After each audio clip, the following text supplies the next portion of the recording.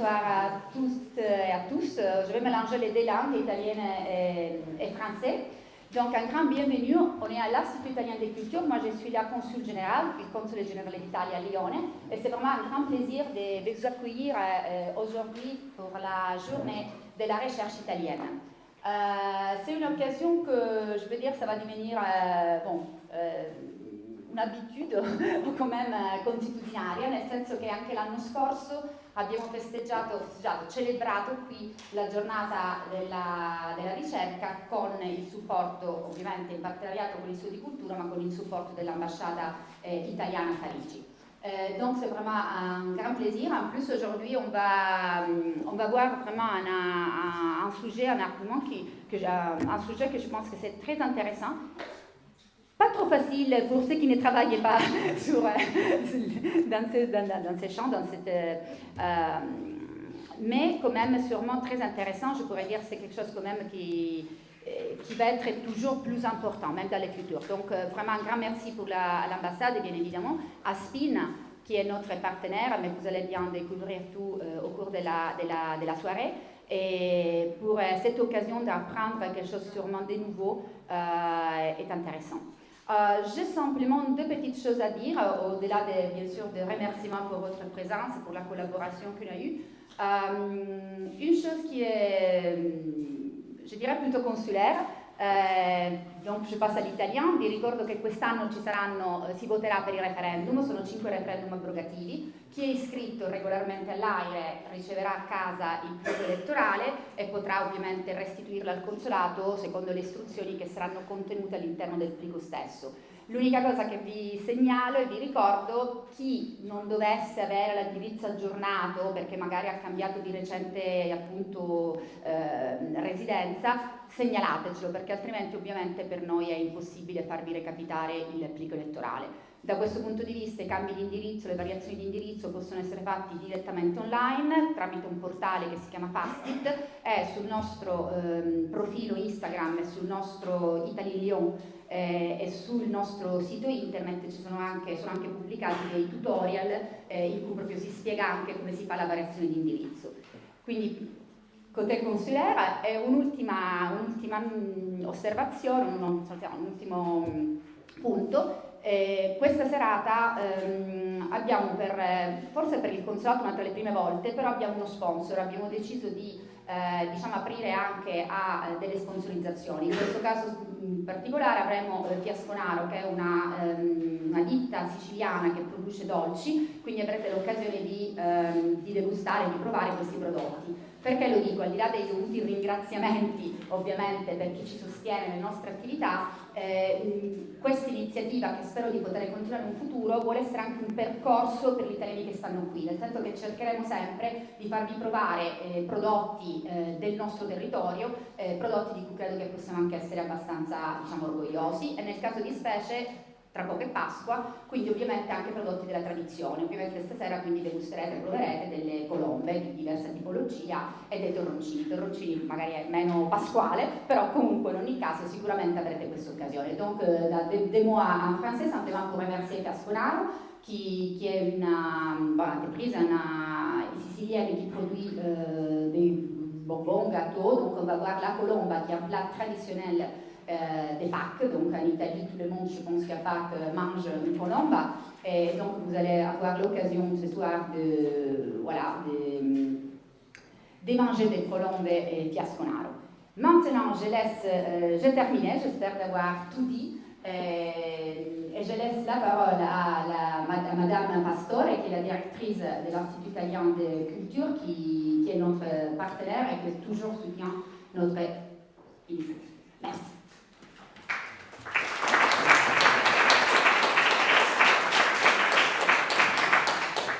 La langue de travail est le français.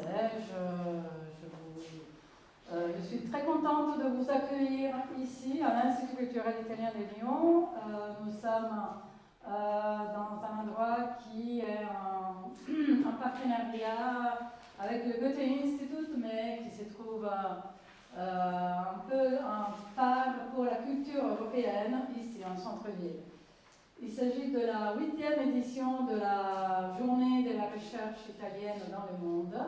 Et je crois que cet institut a proposé des activités depuis le début.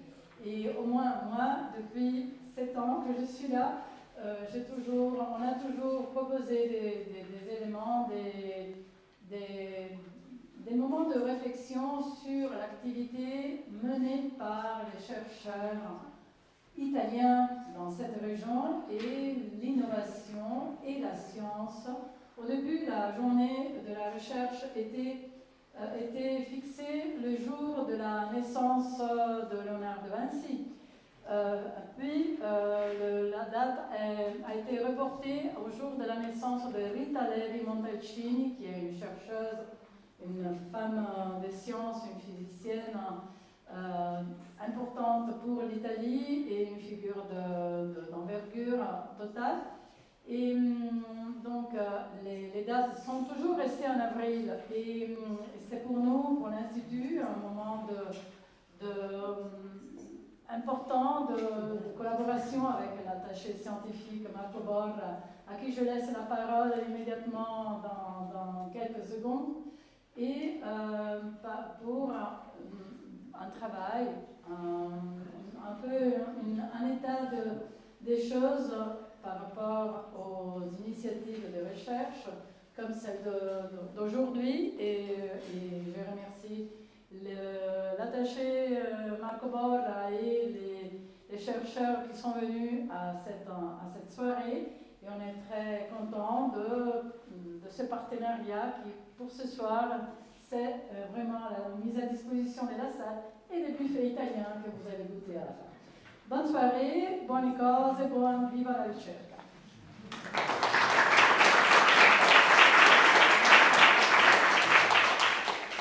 Merci vraiment. Je vais prendre seulement quelques secondes.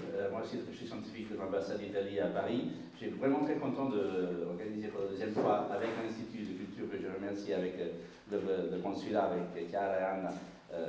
C'est vraiment un plaisir de travailler ensemble pour organiser la journée de la recherche aussi à Lyon.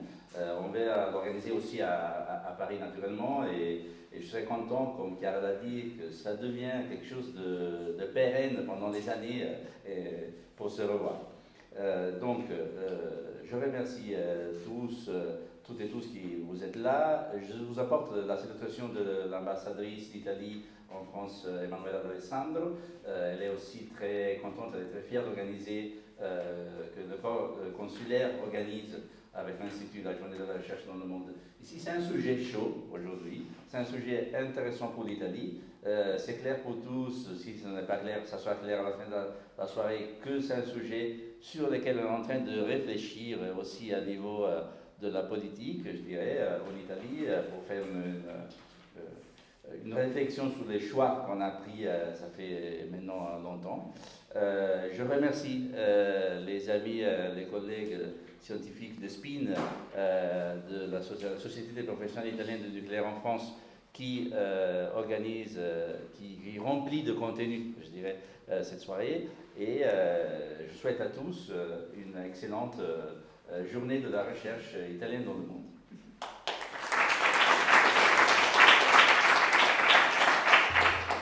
Bon, merci Madame la Consul Générale de Lyon, merci Madame la Directrice de l'Institut culturel italien à Lyon et merci à l'attaché scientifique Marco Borra pour nous donner l'opportunité d'être ici ce soir et raconter une histoire très intéressante pour nous, mais ça sera aussi pour vous, qui est l'histoire du nucléaire, du cycle du combustible nucléaire. Donc ce soir, le message qu'on veut mettre sur la table, c'est que quand on parle de nucléaire, effectivement, on ne parle pas seulement des réacteurs nucléaires, mais on parle de toute une série d'infrastructures qu'il y a derrière un réacteur qui ont comme élément en commun, effectivement, les combustibles nucléaires. Donc, ce soir, l'événement sera focalisé sur ça.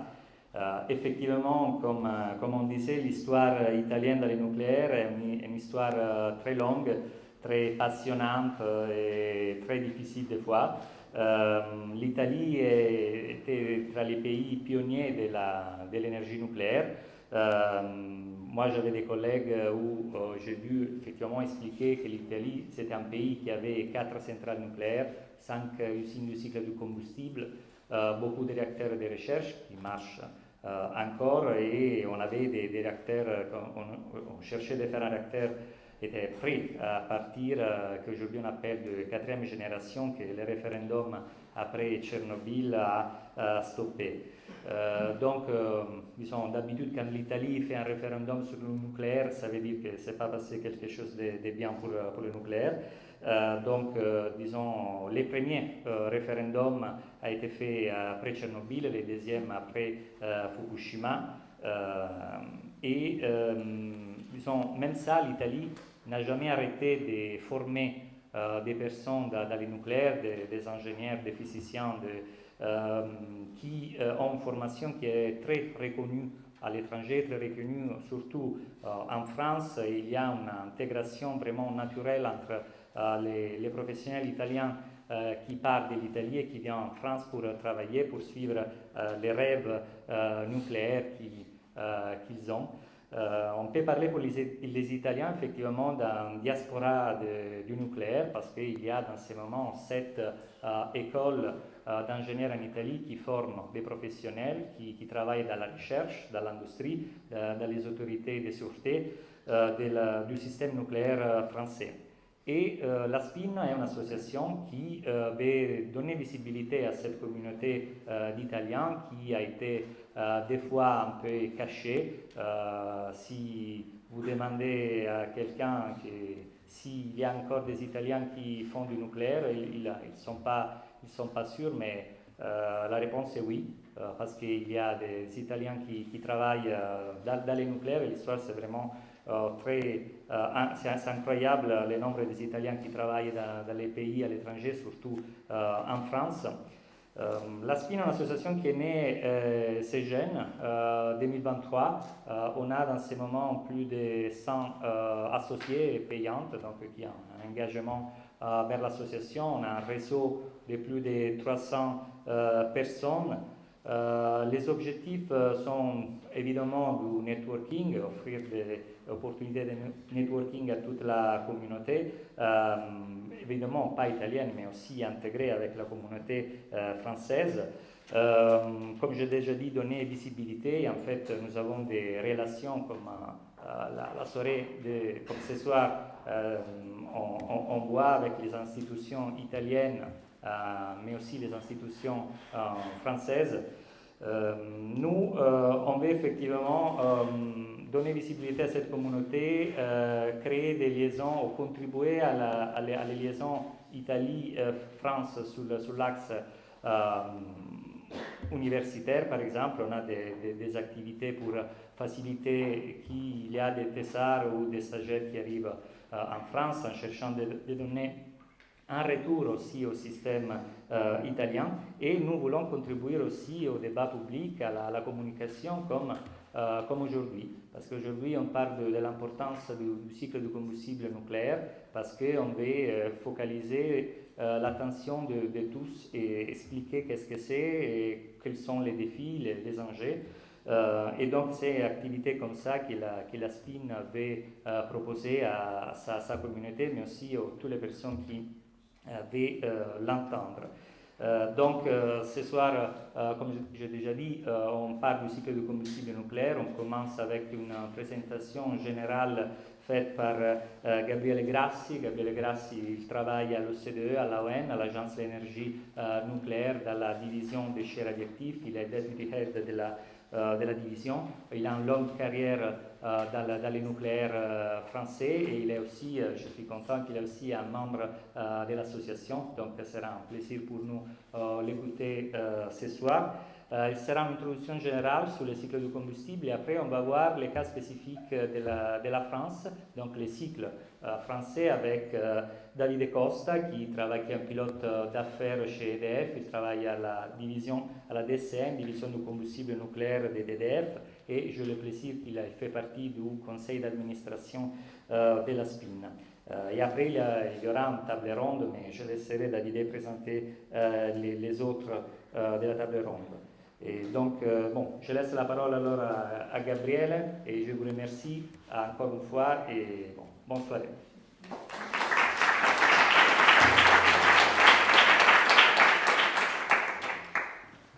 Oui, bonsoir, bonsoir à tout le monde. Donc, merci beaucoup pour la présentation. Donc, Gabriele Grassi en italien. Donc, j'ai le plaisir d'être avec vous ce soir et je veux remercier tout d'abord les institutions italiennes pour l'organisation de l'accueil et la SPIN pour l'énorme travail de préparation qui a été fait. Donc, comme ça a été dit, il s'agit d'une présentation générale, assez générale sur on va dire, les cycles du combustible. L'objectif, c'est de partager un certain nombre d'informations sur les fondamentaux, les différentes options et la complexité associée aux différentes options.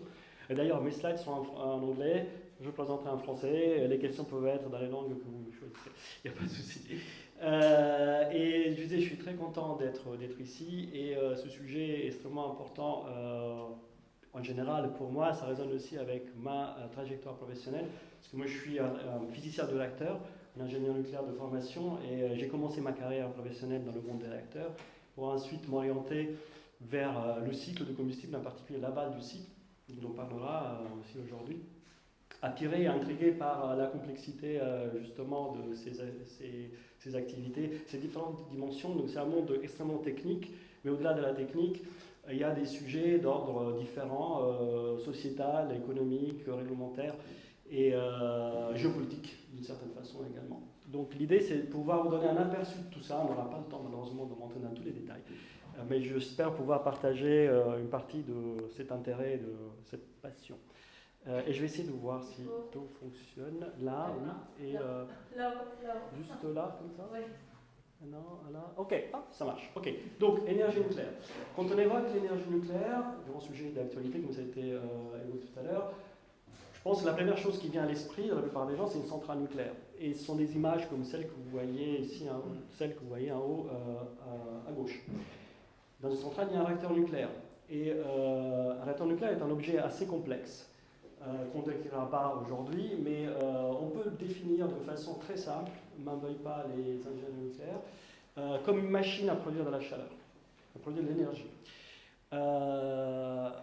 On utilise ce qu'on appelle un combustible nucléaire. Le mot est trompeur, malheureusement, parce qu'il n'y a pas de combustion, il n'y a pas de réaction chimique du tout, il n'y a pas de CO2 d'ailleurs. On utilise des réactions physiques que je montrerai par la suite. Et une fois cette chaleur produite, elle est utilisée comme ça arrive dans d'autres types de centrales, plus classiques. Elle est en général convertie à énergie mécanique à l'aide d'une turbine, après en électricité à l'aide d'un alternateur. Et une fois produite, voilà, elle peut être utilisée pour différentes applications. La chaleur qui est produite est extraite par quelque chose d'autre qu'on appelle un réfrigérant, un caloporteur en français. Donc il y a différentes options technologiques. Aujourd'hui, celle qui est la plus répandue au monde, c'est celle qui utilise de l'eau légère, surtout sous pression. Et c'est le cas, par exemple, de tous les réacteurs français. Ce sont des réacteurs à eau pressurisée. Et vous voyez dans ce schéma-là, ça représente à peu près 3/4 peut-être des réacteurs actuellement exploités dans le monde. Donc, réaction de fission, je disais, réaction physique. Alors, 2 mots, désolé, alors, je voulais le dire au début, j'étais ravi de rencontrer, de voir beaucoup de professionnels du nucléaire, ex-collègues, d'autres personnes que j'ai eu l'occasion de croiser au cours de ma carrière. Désolé si ces choses sont évidentes pour vous. L'approche qu'on a choisie, c'était vraiment très générale pour un public plus large. Donc soyez patients si certaines choses sont évidentes pour vous. Mais je voulais juste rappeler donc, pour un public plus général ce qu'est une réaction de fission. Donc ça consiste à casser un atome, dit lourd, un gros atome. D'ailleurs, il faut rappeler, c'est très important, que le seul atome en nature qui puisse faire tout ça, c'est l'uranium-235. Il y en a un seul en nature. Et donc, sous l'action d'un neutron incident, il se casse en 2 parties, généralement une plus grande et une plus petite, c'est comme ça. Et cela s'accompagne de 2 choses intéressantes, la production de neutrons supplémentaires et la production d'énergie. Et cette énergie correspond à la différence de masse entre ce qu'il y a après et ce qu'il y avait avant, selon la formule célèbre d'Einstein. Et les neutrons produits en plus sont très importants parce qu'ils permettent, eux, de produire de nouvelles réactions sur d'autres atomes d'uranium-235, dans ce cas, et si contrôlés, ce qui est le cas dans les réacteurs de puissance, pour la production d'électricité, d'obtenir ce qu'on appelle une réaction en chaîne critique. Alors critique dans le monde du nucléaire, des neutrons, ça veut dire tout va bien. Ce n'est pas un problème, ça veut dire qu'on contrôle les choses. Et ce qui se passe, c'est que pour que cette fission soit plus probable, plus efficace, les réacteurs dits thermiques, qui sont ceux qu'on utilise par exemple en France aujourd'hui, on ralentit les neutrons émis par fission à l'aide de quelque chose qu'on appelle un modérateur. Donc l'idée, c'est de faire subir des collisions aux neutrons pour qu'ils perdent un peu d'énergie, comme des boules de billard lorsqu'on joue, et pour les faire descendre une énergie plus faible, qui leur permette d'avoir plus de probabilité d'interagir avec l'uranium 235. Voilà, ça c'est la fission. Et pour les produits de fission, comme je disais, il y a une distribution statistique de probabilité de ce qu'on peut obtenir. Et ce que vous voyez là dans la table de Mendeleïev, colorié, ce sont les atomes, les éléments ici, mais après il y a différents atomes, les plus probables. Voilà, pour l'uranium 235. Maintenant, si on s'intéresse donc à l'uranium 235, je disais, on découvre quand on regarde ce qui existe dans la nature que cette variation, cette partie de l'uranium naturel est très faible. En fait, quand on regarde l'uranium qu'on trouve en nature, seulement 0,7% ordre de grandeur, c'est de l'uranium 235, ce qui nous intéresse, dont on a besoin pour les réactions nucléaires. Le reste, la grande majorité, c'est une autre variation, c'est l'uranium 138, qui a exactement les mêmes propriétés chimiques, c'est le même élément, c'est la même place dans la table de Mendeleïev, mais avec des propriétés physiques dues à la différence de taille, qui sont notables. Donc l'uranium 235 est fissile, l'uranium 238 ne l'est pas. Et donc qu'est-ce qu'on peut faire avec ça? On peut soit utiliser directement l'uranium naturel, c'est possible, mais il faut choisir pour cela un modérateur qui a certaines propriétés. Et c'est le cas des Condoux, des réacteurs canadiens, qui utilisent de l'eau dite lourde pour ralentir le neutron. Soit c'était le cas des UNGG, des réacteurs qui étaient utilisés en France, peut-être utilisés dans les années 60-70, donc qui utilisaient de l'uranium naturel, c'est possible. Ou sinon, ce qui est le cas plus répandu aujourd'hui, c'est d'utiliser de l'uranium dit enrichi. Et donc ça consiste en fait à augmenter de façon artificielle la part de l'uranium 235, l'uranium total. Et cela se fait en jouant sur la différence de masse. Bien minime, c'est 3 neutrons, c'est pas grand-chose, 3 sur 238, mais on arrive via cette différence de masse, avec des opérations physiques, parce qu'on joue sur la masse, à changer la proportion. Donc il y a des opérations dites par exemple de diffusion gazeuse ou de centrifugation. Voilà. Et donc les valeurs classiques, typiques, utilisées dans l'industrie actuellement vont entre 3 et 5%. Donc on passe de 0,7 à 3 ou 5. Maintenant, donc si on regarde l'uranium, sa distribution géographique en termes de ressources, on a ce type d'image. Il est extrait d'un rapport commun AEN-AEA. L'édition 2025-24 est sortie il y a quelques jours, c'est tout chaud. Et ça présente un certain nombre d'informations, c'est un gros volume, et je vous invite d'ailleurs à jeter un œil. Tous les documents que je présenterai sont disponibles sur le site de l'AEN, et j'ai inclus des liens dont vous pouvez cliquer et télécharger directement les documents. Donc ce qu'on voit, c'est que l'uranium est présent pratiquement dans tous les continents. Il y a eu des mines aussi en Europe, aujourd'hui on ne les exploite plus, parce que maintenant l'Europe est représentée par l'Ukraine uniquement sur ce schéma-là, mais il y en a eu même en France. Il y en a eu en République tchèque par exemple, et il y a une autre histoire. Et aujourd'hui, les principaux pays en termes de réserves sont l'Australie, le Canada, le Kazakhstan, mais également le Niger, la Namibie, la Russie évidemment. Et ce qui est à remarquer, je ne pourrais pas trop m'attarder, bon, il faut en discuter après, ce qui est important à remarquer, c'est ici, quand on parle de ressources disponibles, on le fait toujours par rapport à un prix acceptable. Donc, le graphique qui est ici, c'est pour un prix inférieur à 130 $ du kilo. Si on veut accepter, on doit accepter un prix supérieur, en fait, il y a d'autres réserves qui peuvent être disponibles. C'est la même réflexion qu'on peut faire sur le pétrole et d'autres types de ressources, évidemment. Donc, maintenant, si on parle de cycle, d'option de cycle, de tout ce qu'il y a autour du réacteur, l'option la plus simple, et celle qui est d'ailleurs la plus répandue au monde, dans pas mal de pays, on peut penser à la Suède, la Finlande ou les États-Unis, par exemple, qui est le premier pays en termes de puissance nucléaire installée, c'est le cycle dit ouvert. Donc ce qui se passe dans ce cycle-là, c'est quelque chose d'assez simple, entre guillemets, parce que derrière chaque boîte que je représente ici, il y a des installations, des compétences, il y a une certaine complexité. Mais le schéma en soi est linéaire et simple. On a de l'uranium qu'on a extrait des mines, Il y a des opérations différentes qui amènent jusqu'à l'enrichissement, si nécessaire. Ce n'est pas le cas des Gondou, par exemple, mais pour les réacteurs américains, c'est le cas. L'enrichissement s'accompagne d'opérations de conversion, mais je ne rentrerai pas dans les détails. On fabrique le combustible, on l'irradie dans des combustibles, dans des réacteurs. Une fois irradié, le combustible dit usé, il est entreposé pendant une durée parce qu'il est radioactif, il est encore chaud, donc on attend que sa température de sa puissance diminue. Et ensuite, si on est dans ce schéma-là, le combustible irradié est considéré comme un déchet. Et donc si c'est un déchet, il doit être traité en tant que tel. Et aujourd'hui, l'option qui est reconnue mondialement, la meilleure option, c'est le stockage définitif dans des couches géologiques profondes. Donc ça, c'est l'histoire, on va dire, du cycle ouvert. À remarquer donc que le combustible usé est un déchet et que c'est l'option qui maximise l'utilisation des ressources.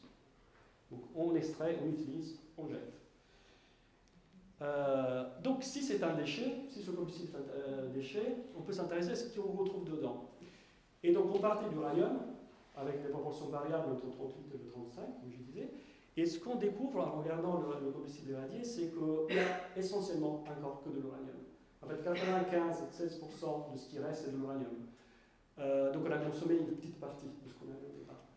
Et l'uranium qui se présente sous une forme légèrement différente. Il y a essentiellement du 38, 238, qui était présent au départ. On a encore un peu de 35 résiduel. On aurait pu l'utiliser, donc pour différentes raisons d'optimisation, du fonctionnement. On a décidé de s'arrêter avant, donc il reste du 35. On voit d'autres isotopes, donc d'autres variations d'uranium, en quantité différente, avec des propriétés différentes, qui sont là. Après, on a les produits de fission, donc ce qui était produit par la réaction, et ça c'est normal, en fait, ça correspond en fait, les produits de fission sont l'image de l'énergie produite. Plus vous produisez de l'énergie, plus vous avez de produits de fission, et vice versa. Donc si vous voulez augmenter l'énergie produite, on aura plus de produits de fission. Et après, ce qui est intéressant, c'est qu'on commence à voir des choses nouvelles, notamment un nouvel élément qui n'existait pas avant la nature, avant l'ère nucléaire, qui est le plutonium. Il occupe la place juste après l'uranium dans la table de Mendeleïev.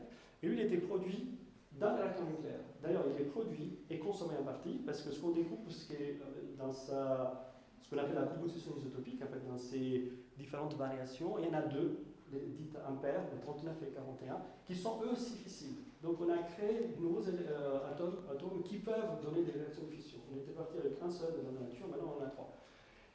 Et donc eux ils sont produits et sont aussi en partie consommés. Donc même dans les réacteurs actuels qui ici utilisent que de l'uranium à la base, une partie de l'énergie produite vient du plutonium. Après il y en a d'autres qui ne sont pas fissés, comme l'uranium 138, donc ils restent là, ils s'accumulent. Et après, très petite quantité, d'ailleurs je vais pas donner donc je disais 95-96% de l'uranium, 1% le plutonium, 4%, 4-5% les produits de fission, ça dépend de l'énergie produite.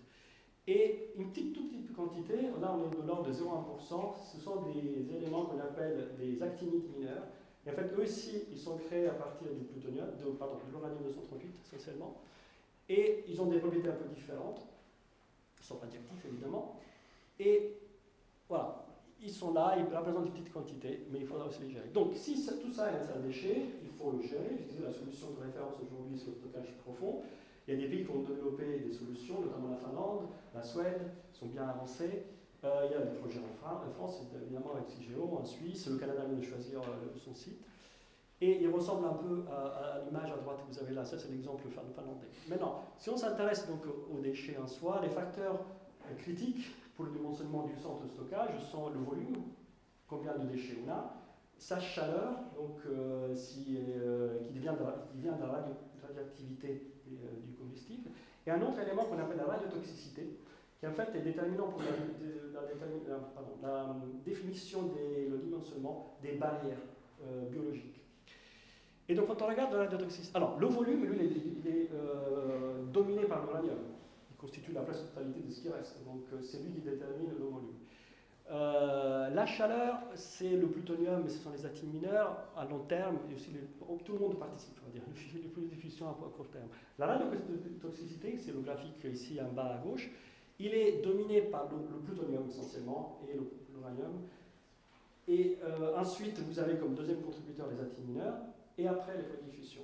Et c'est important à garder à l'esprit pour la suite. Donc, vu le point de départ pour la suite, c'est que, comme je disais, dans ce que vous retrouvez dans le combustible usé, il y a de l'uranium, c'est intéressant parce que c'était le point de départ, et aussi le plutonium, avec des éléments fissiles. Et donc, l'idée d'une deuxième option de combustible, c'est d'exploiter ces éléments-là, avec ce qu'on appelle le monorecyclage. Alors ici, ce que vous voyez, c'est sur la partie haute du schéma, quelque chose qui ressemble, qui est exactement le même qu'avant, enrichissement, combustible à base d'uranium, irradiation. Mais après, vous voyez aussi apparaître un nouveau type de combustible qu'on appelle le MOX. Et ici, l'idée, en fait, c'est d'exploiter le plutonium qu'on avait dans le combustible irradié. Il faut l'extraire. On l'extrait par des opérations dites de reprocessing, retraitement en français.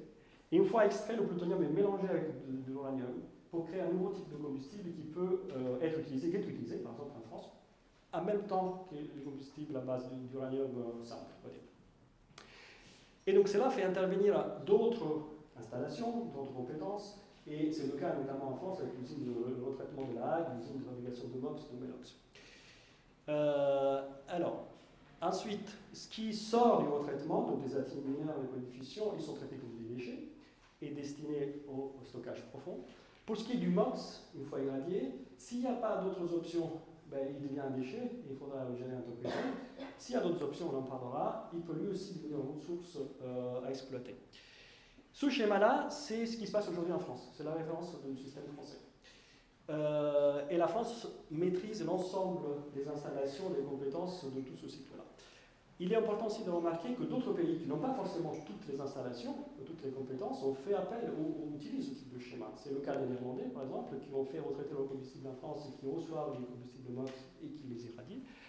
Et c'était le cas aussi dans le passé de pays comme l'Allemagne, on l'oublie, ou la Suisse, ou d'autres qui s'intéressent aujourd'hui, qui souhaitent explorer, comme la République tchèque, les options des monorecyclages. Alors, la dernière chose à dire ici, c'est que ce système qui est intéressant, ça permet de donner une deuxième vie justement au combustible, mais ce jeu de recyclage, aujourd'hui il est fait une seule fois, il pourrait également être fait un peu plus, il y a des études en cours, je pense que les intervenants à suivre en parleront, mais pour des raisons physiques, il ne peut pas être fait à l'infini, on va dire. Donc il y a des limitations au nombre de fois où le plutonium peut être recyclé dans des réacteurs thermiques. Donc si on va aller plus loin, une autre solution, une autre option, c'est d'utiliser des réacteurs différents, dites rapides, des réacteurs de 4e génération, dont on parle aussi pas mal en ce moment, et certains concepts sont en cours de développement. Sans rentrer dans le détail, encore une fois, ces réacteurs n'ont pas de modérateur, donc ils utilisent directement les neutrons issus par la fission, des neutrons avec beaucoup d'énergie, avec un système, une conception différente. Et ce qui est très intéressant, c'est que ces neutrons, peuvent fissionner tous les isotopes de plutonium. Donc pas seulement les impairs, donc tout le plutonium devient une ressource. Première chose importante. La deuxième chose importante, c'est que ces neutrons sont capables de convertir l'uranium-238, donc on a une grande quantité, en plutonium. Et donc on a encore plus de ressources. Et donc ce qu'on a ici, c'est un système où on fabrique du combustible à partir de l'uranium et plutonium, on l'irradie. Après une phase d'entreposage, on a du retraitement avancé, parce que ce sont des techniques un peu différentes de ce qu'on fait aujourd'hui, et on extrait donc l'uranium et le plutonium, et on recommence. Et ce cycle-là, il peut continuer de façon continue. Ce qui ressort du retraitement, donc, ce sont produits de fission et mineurs, déchets, stockage profond. Il y a des variations, des couches supplémentaires qu'on peut imaginer, en option quelque part. Donc on pourrait aussi imaginer, ça a été étudié, on pourrait aussi extraire certains actifs mineurs, notamment l'américain par exemple, pour être utilisés, transmutés. Alors soit dans les mêmes réacteurs, soit dans des machines dédiées qu'on appelle des machines de transmutation, ça peut être des ADS, des réacteurs sous-critiques accélérateurs, soit des réacteurs assez fondus. Certains proposent ce type de solution, ce qui permet en fait de réduire la part des déchets et donc optimiser le dimensionnement du stockage profond au final. Il y a même encore une autre variation qui consisterait à extraire certains produits de fission qui sont un peu plus embêtants, quelque part, pour le stockage profond, à les faire décroître, devenir moins réactifs de leur côté, plutôt que les destiner directement au stockage profond. Et voilà, tout ça c'est ce que je voulais dire sur ce cycle-là, et c'est la fermeture du cycle avec des réacteurs rapides. Or, l'AEN où je travaille a une longue expérience et compétences dans ce domaine-là, donc je n'aurai pas le temps malheureusement de rentrer dans les détails. Mais ce que je voulais vous dire, et je l'ai évoqué tout à l'heure, c'est que tous les documents, tous les rapports, toutes les compétences qui ont été développées sont disponibles pour tout le monde en fait, sur le site. Et vous pouvez les télécharger. Là, j'ai juste affiché un certain nombre de rapports plus récents, à la fois sur des aspects scientifiques, vu que c'est la journée italienne de la recherche, soit sur des aspects aussi scientifiques, mais qui englobent d'autres dimensions pour la gestion des déchets. Et je voudrais juste attirer votre attention sur le tout dernier en haut à droite, parce que c'est un des derniers rapports que nous avons publié, sur lequel j'ai eu aussi le plaisir de travailler, et qui explore le potentiel de recyclage pour des matières autres que l'uranium et le plutonium, pour d'autres types d'utilisation. Et là, on s'intéresse à des produits de fission, par exemple, à des terres rares, dont on parle aujourd'hui aussi, des platinoïdes. On s'intéresse aussi à de l'américium pour des applications spatiales. On s'intéresse aussi à des matériaux de structure comme le zirconium, parce qu'on n'a pas eu le temps de l'évoquer, mais il y a beaucoup de zirconium et c'est une matière qui a sa valeur, et donc il pourrait être utilisé pour d'autres types d'applications. Et donc là, on s'intéresse à la fois aux aspects scientifiques, mais aussi aux bénéfices sociétals de ce type de recyclage. Alors le message, c'est qu'on ne fera pas de recyclage que pour ça, mais si l'installation existe, l'infrastructure existe, les potentiels existent, le coût additionnel pour tout ça est peut-être moindre, notamment si on se positionne dans un cadre où on envisage la construction de nouvelles usines. Là, ça peut être quelque chose d'intéressant. Pour rendre les choses encore plus intéressantes, on assiste depuis quelques années à un regain d'intérêt pour le nucléaire en général, et en particulier pour des réacteurs nouveaux, on va dire. Et là, on a à la fois des réacteurs innovants, à la fois on a des réacteurs, en fait on parle de réacteurs de petite taille, modulaires de petite taille, dans les SMR, on parle de réacteurs de 4e génération, donc on a quelques concepts ici en bas à droite. Ce qui m'intéresse, c'est qu'en fait, ces réacteurs vont à la fois soulever des questions sur l'amont du site, en termes de ressources. S'il y a plus de nucléaire, il faudra plus de ressources. Et il y a des systèmes qui, notamment,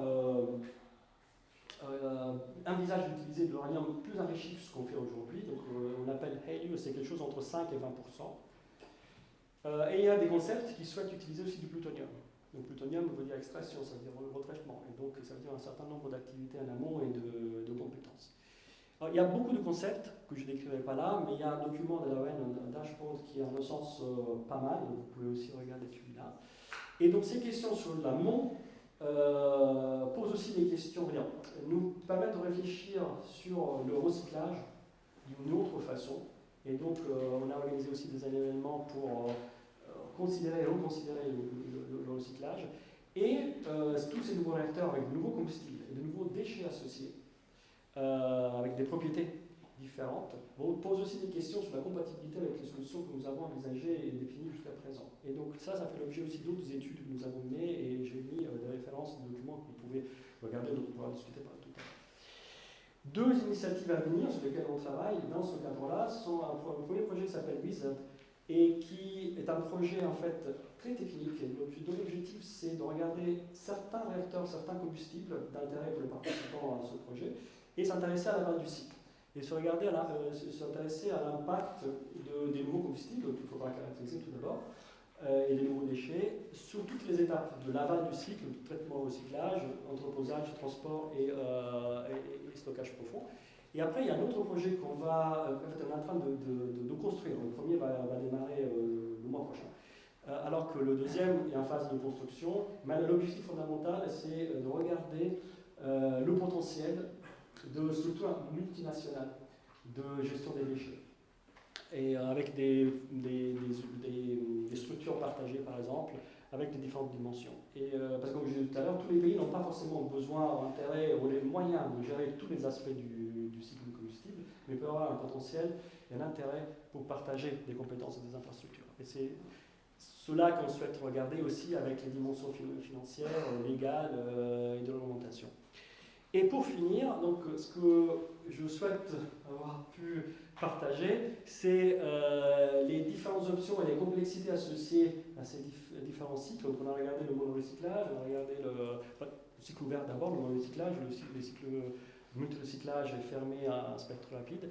Et le message que je souhaiterais partager aussi, c'est que les choix pour l'un ou l'autre sont complexes, évidemment. Il faut intervenir un certain nombre de critères.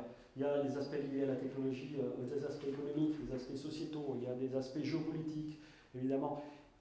Donc chaque pays, évidemment, est maître de ses choix, de sa politique énergétique. Mais il y a quand même des contraintes qui sont communes et qu'il faut garder à l'esprit, donc notamment des aspects économiques, des aspects sociétaux, comme je disais. Et dernier mot, mon rôle ne me permettrait pas de dire autrement, mais j'en suis persuadé, la collaboration internationale peut aussi jouer un rôle fondamental pour traiter ces sujets-là, en particulier pour accélérer le développement de certaines technologies, pour regarder la possibilité de partager certaines solutions, comme je disais, ou pour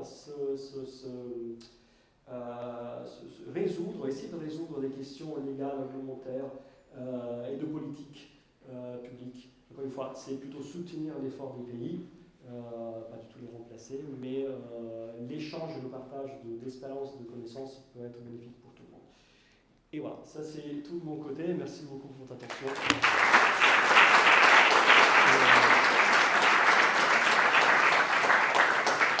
Merci.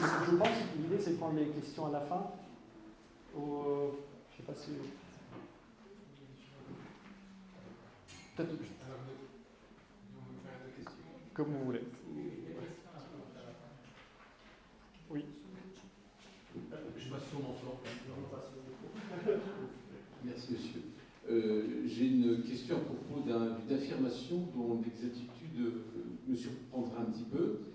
Claude Perdriel, qui est ingénieur de formation, dit et défend la solution de petites centrales nucléaires, en position grande, en disant qu'elles ne produisent pas de déchets radioactifs. Alors, je n'ai pas compris. Merci. Merci pour le question. Non, je ne connais pas l'affirmation. Je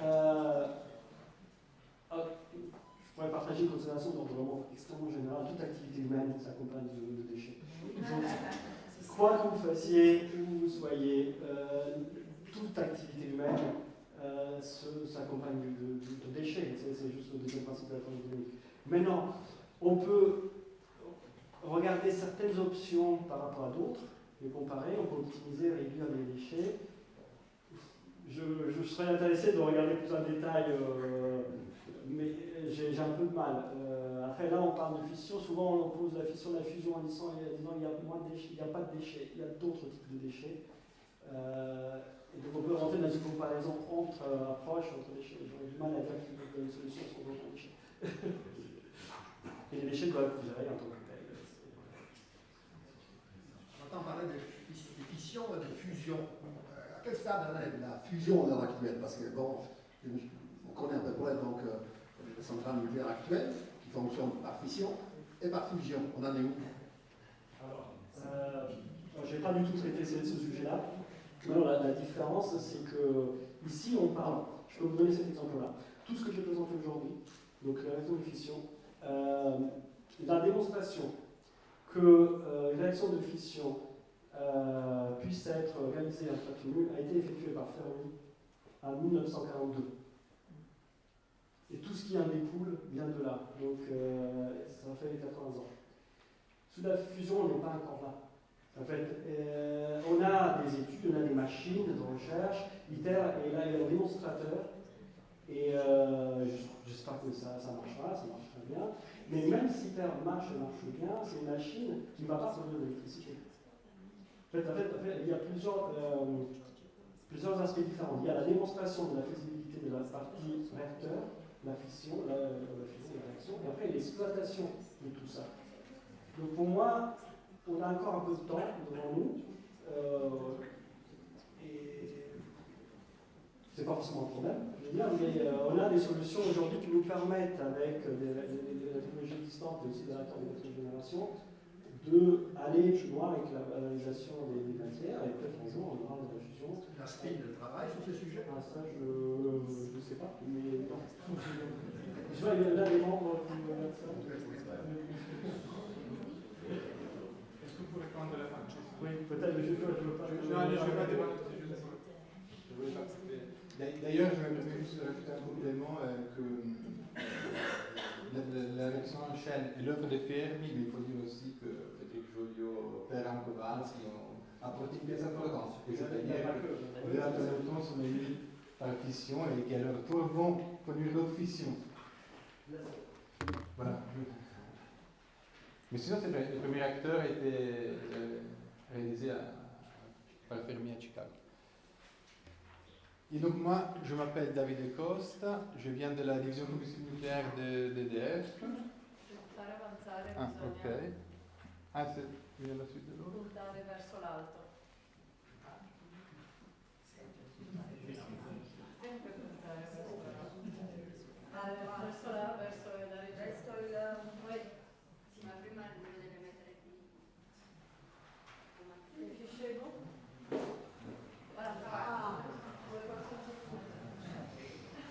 Voilà, donc je viens de la division combustible nucléaire d'EDF.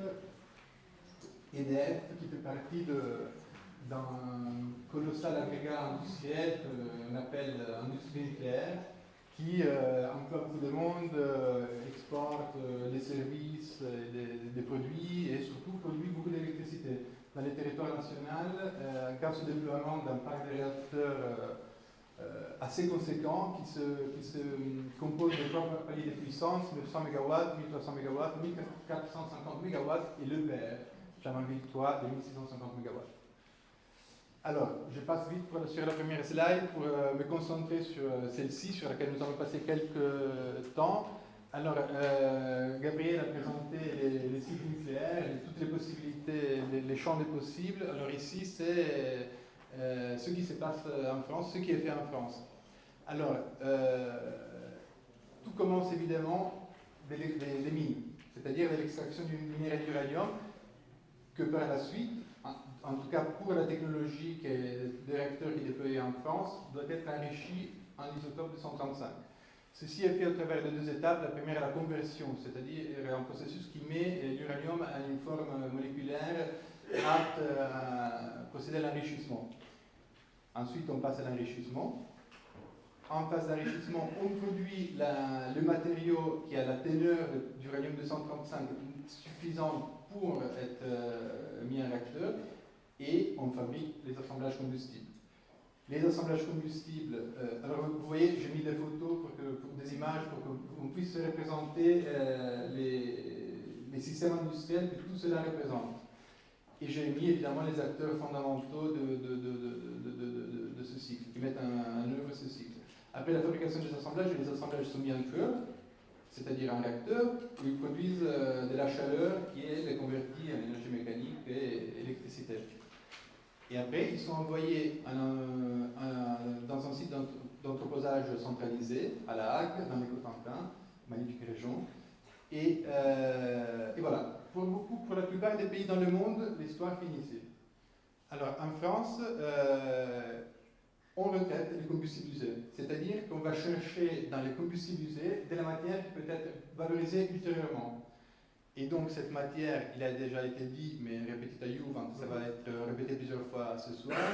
Cette matière est le plutonium, qui est un noyau fissile, qui n'existe pas en nature, mais qui est produit pendant l'irradiation du combustible nucléaire, et l'uranium de retraitement, c'est-à-dire l'uranium résiduel qui n'a pas été fissionné et qui peut être à son tour enrichi et remis en cœur.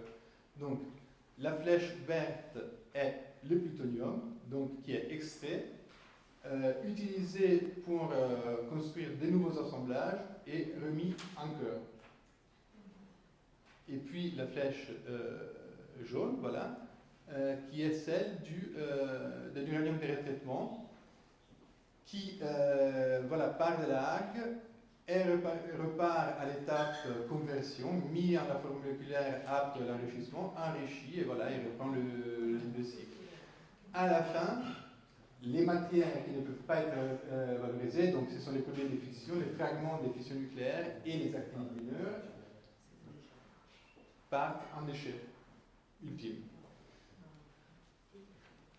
Alors ici, c'est transparent, donne une idée des temps impliqués dans ce cycle du combustible. Alors il y a quasiment une année par étape de conversion. Alors temps 0, T0 est la mine. Donc La France, par exemple, s'approvisionne d'environ 7000 tonnes d'uranium naturel par an.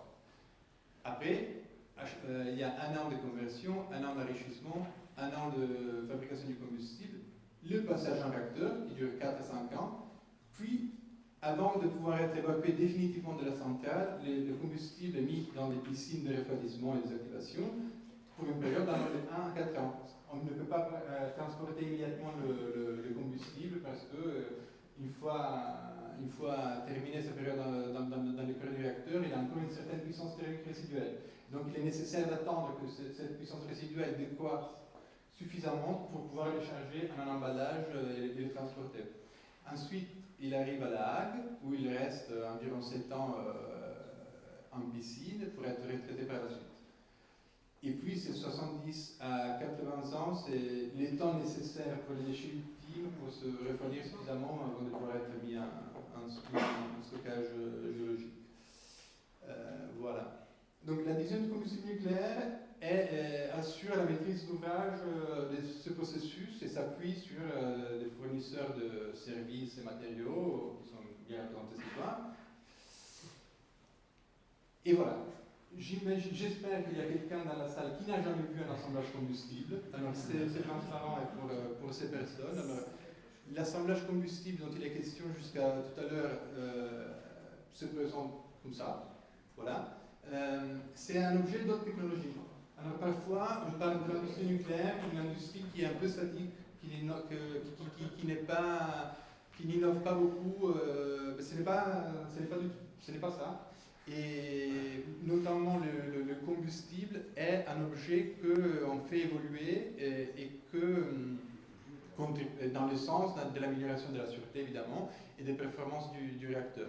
Alors en synthèse, il se compose, c'est une botte de crayons combustibles, donc ce sont des tubes dans lesquels on empile des pastilles d'oxyde d'uranium. Les tubes est appelé GAIN et fait un alliage de zirconium. Elle a une fonction de sûreté. Elle a la première barrière de confinement, c'est-à-dire que la matière nucléaire est censée et reste confinée dans cet objet. Et voilà, il y a 17 x 17, il y a un réseau de 17 x 17 aiguilles dans les réacteurs français à eau pressurisée qui sont assemblés en un assemblage. Alors, pour vous donner un ordre de grandeur de la quantité d'assemblage dont on a besoin pour changer un réacteur, j'ai mis ici les chiffres pour les différentes puissances déployées en France. Voilà. Donc, voilà pour l'assemblage. Pour les ressources, il a déjà été dit, l'uranium naturel est assez abondant dans la planète. Ici, j'ai pris un extrait du site, du Redbook de l'AEN, qui a été évoqué tout à l'heure. Donc, c'est un ouvrage qui recense les ressources disponibles et la demande. Alors, je trouve que cette phrase est un peu rabat-joie parce que elle dit que l'uranium naturel est suffisant pour alimenter le parc nucléaire jusqu'à 2050 et au-delà. Alors, pas d'inquiétude, il y en a. Après, le fait qu'il y ait une abondance de matière ne veut pas nécessairement dire que l'accès à cette matière est facile. Donc, suivant la mine, le coût d'extraction, le coût de concentration du minerai utilisé pour fabriquer le combustible peut varier. Et aussi, le transport de la matière n'est pas une mince affaire. Donc, abondance de ressources ne signifie pas nécessairement facilité d'accès. Aussi, ici, je montre les ressources recensées dans les pays OCDE et hors OCDE pour différents niveaux de prix. Alors, déjà, vous voyez que pour des faibles prix, la matière se trouve ailleurs que dans les pays de l'OCDE. Ce n'est pas si grave, il y en a aussi dans des pays de l'OCDE. Après, appartenir à une même organisation internationale n'est pas une lune de miel infinie qui nous met à l'abri des sursauts de l'amour. C'est vrai que les organisations internationales sont des forats où les pays ont l'opportunité résoudre des différents mineurs ou d'aligner tant bien que mal leur stratégie, mais il y a des moments où cet alignement n'est pas aisé. Et donc, un pays comme la France, mais je voudrais dire une entité comme l'Europe, doit ne serait-ce que dans une logique assurantielle, garantir l'approvisionnement en énergie électrique, qui est le fondement de toutes les couches de toute la société.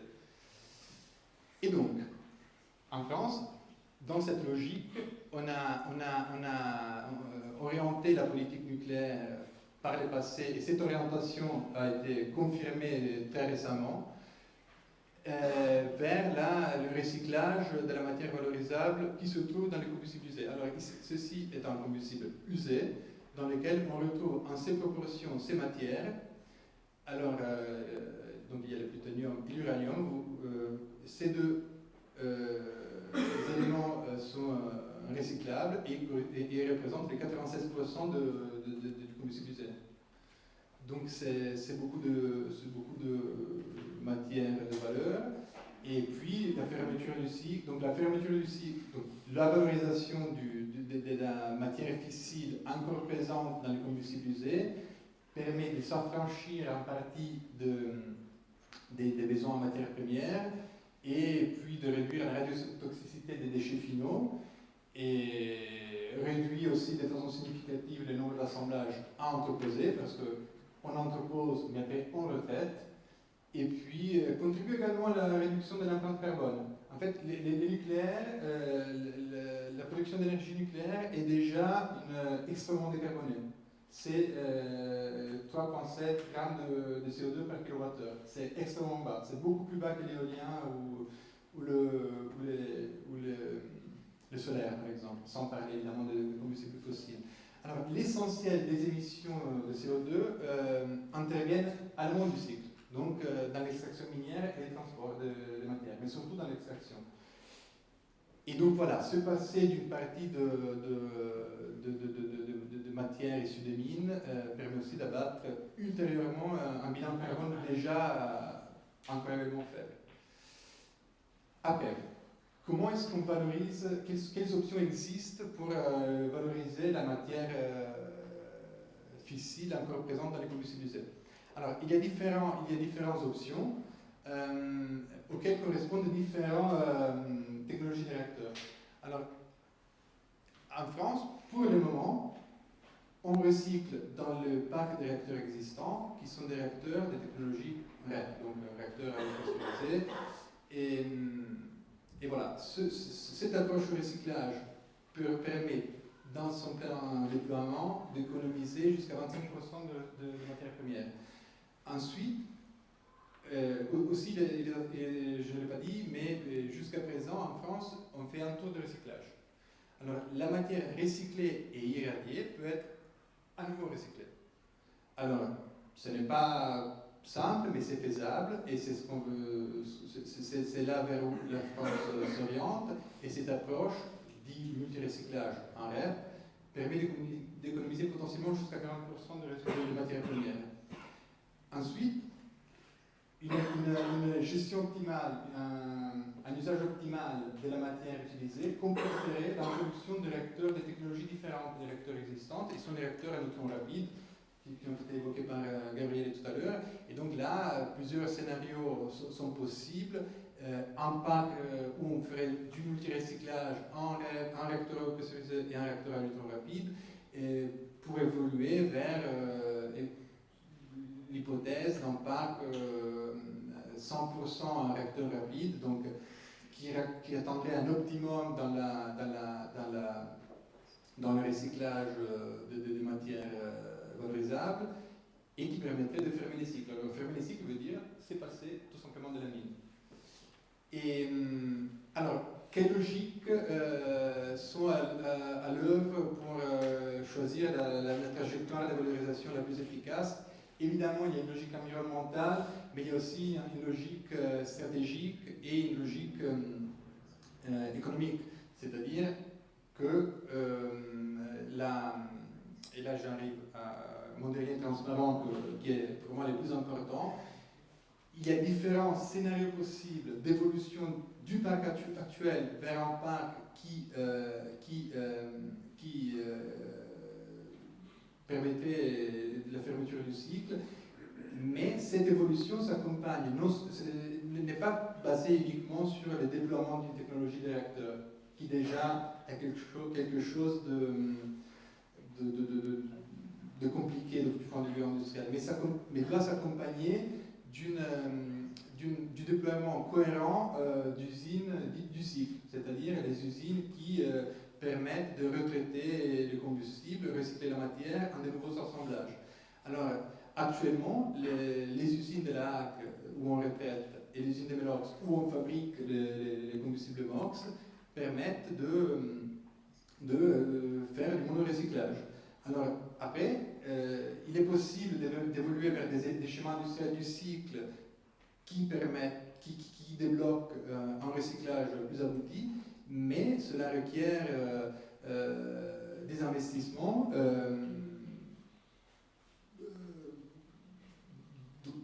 conséquents et, dans certains cas, la consolidation d'acquis technologiques pour les ramener à une logique industrielle. Voilà. Et avec ça, je finis ma présentation.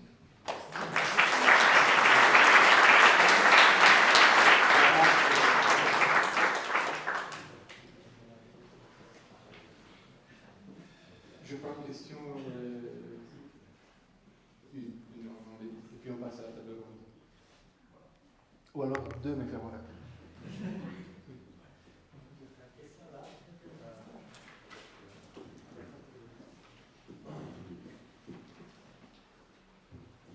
Merci pour cette présentation. Donc, une question, je ne sais pas comment la qualifier, peut-être piège, mais suivant donc le dernier slide, si je comprends bien, on démarre à RNR en France en 2055 ? Non.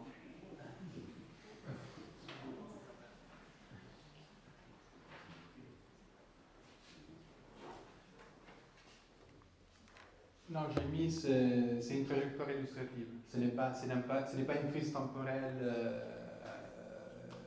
cristallisée. Ce que je veux dire ici, c'est que le déploiement d'un parc RNR est contraint par la présence d'outils industriels sur le cycle qui, eux, oui, nécessitent un certain temps pour être mis au point. Donc nous les voyons à EDF avec les partenaires industriels, on voit la chose un peu à l'inverse, c'est-à-dire en tout cas à la division combustible. Qu'est-ce qu'il faut à l'aval pour pouvoir déployer en amont ce type de réacteur?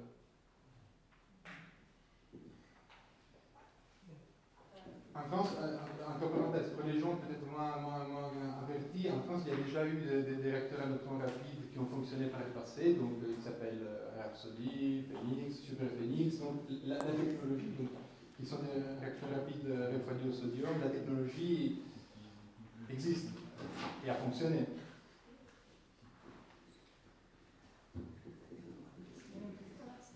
Justement, vous venez d'anticiper ma question, et c'est des réacteurs à neutrons rapides, on en a eu dans le passé. Le dernier, il a été arrêté en 97, Superphénix. Donc, qu'est-ce qu'il y a eu comme avancée technologique que maintenant on recommence à parler de quatrième génération, quand la quatrième génération, en effet, elle est morte il y a 30 ans. Alors, moi je n'irai pas jusqu'à dire qu'elle est morte. Alors, j'esquisse une réponse, mais alors, la technologie n'est pas morte, elle se porte à merveille. Après, quand il y a eu Super Phoenix, par exemple, et je suis désolé de me répéter, il n'y avait pas un système industriel à l'aval du cycle qui permettait un fonctionnement optimal et économique de cette filière. Peut-être qu'il était justement un peu en avance par rapport à la possibilité à extraire et remettre dans le cycle cette matière. Ce n'était pas une limitation technologique de base, c'était plutôt ce qui était Non, c'était plutôt une logique système nucléaire, et puis il y a aussi le fait que l'intérêt de déployer des filières qui utilisent de façon optimale les matières valorisables est aussi drivé, je suis désolé, par les coûts de la matière première. Si la matière première a des coûts très bas, l'intérêt vers ces technologies s'amoindrit. Mais aujourd'hui, on rajoute à l'axe économique aussi l'axe stratégique, voilà, et assurantiel. Est-ce qu'on peut la prendre à la fin du... Je voudrais répondre. Répondre. Une question. Non, mais oui, une vraie question. Parce qu'on a recyclé. C'est pas vraiment une question. Mais... Oui, précisément, on a recyclé Donc déjà, le CEA recyclé des combustibles de Crémalville, de Rapso, etc., à l'atelier, à la PM de Marcoule, et des tonnes, avant de faire la hague, on l'a déjà fait. Et actuellement, les combustibles de Phoenix sont dilués dans la hague. Donc on sait faire. Moi, ma question, elle est... Est-ce que, oui, la hague est ma question, c'est sur le multi-recyclage en REP. Parce que vous allez changer le vecteur. On a vu le vecteur isotopique PU tout à l'heure, on a une très belle démonstration. Et des problématiques, et à force de multi-recycler, est-ce qu'on n'aura pas une matière première PU qui sera incompatible à faire des réacteurs rapides parce que trop chaude et trop radioactive? Alors que le RNR permet de remonter la qualité du plutonium et donc de repartir à neuf, est-ce que le multi-recyclage ne va pas plutôt faire en sorte qu'on n'aura jamais la matière correcte pour faire des RNR si on les fait trop tard? Je suis totalement d'accord avec sur les traitements des MOX RNR, encore une fois, la cadence industrielle n'est pas aussi simple que cela à atteindre, mais je veux bien, on peut tout faire. On peut tout faire, il faut les usines qui vont bien, et voilà. Pour les vecteurs PU, je suis aussi d'accord, mais là, la question est quels sont les moyens industriels à disposition à courte échéance et trouver la trajectoire optimale, y compris du point de vue économique. Il n'y a pas que la métonique. Du point de vue électronique, oui, tu as raison. Les mines sont en Russie ou en Mongolie. Au Canada, il y a des mines. Le Rano sont dans des sites où bientôt il y a des dictateurs qui vont les prendre. La Chine fait un réacteur par mois. Donc un jour, on aura... C'est un peu maintenant. Oui, sans doute. Et je ne vais pas anticiper la question, mais il faut qu'on en reparle tout à l'heure pour parler avec... on en parle après. On accueille peut-être. Oui. On passe à la table ronde.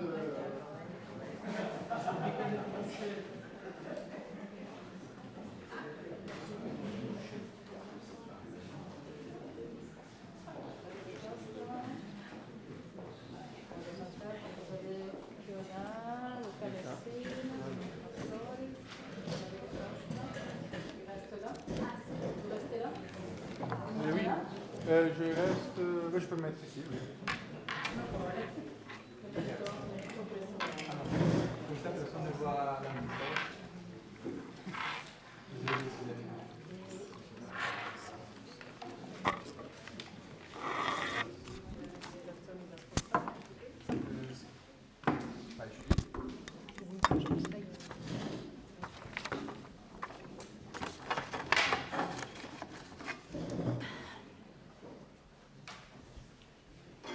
Alors voilà, nous commençons cette table ronde à laquelle participent Julie Fiona-Martin de Rano, Stefano Pastoris de Framatome et Luca Messina du CEA. Donc la logique est de représenter certains des acteurs prégnants de l'industrie nucléaire, du système nucléaire français.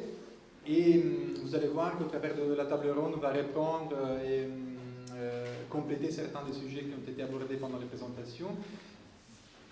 Alors, je vais commencer par jeudi.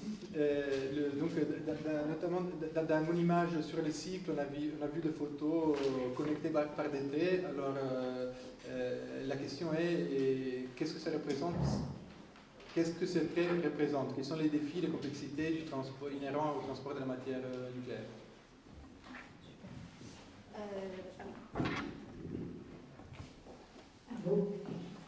Merci David. Ok, donc effectivement toutes ces petites flèches, c'est vachement plus simple sur un PowerPoint qu'en réalité.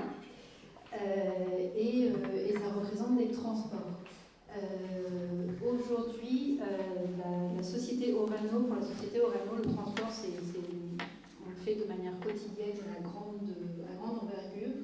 On fait à peu près 6000 opérations de transport par an, ça représente 115 par semaine, 15 par jour, jour et week-end compris.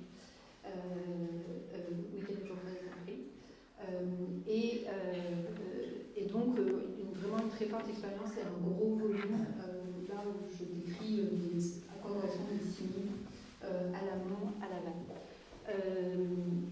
Les transports, ça veut dire véhiculer la matière fissile dans l'espace public.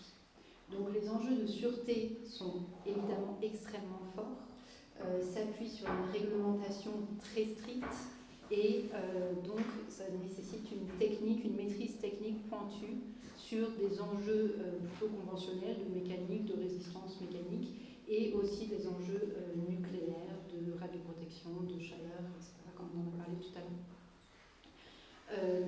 Et donc maîtriser la logistique et la fabrication. Orano fabrique aussi ses propres emballages et maîtrise sa flotte. On a une flotte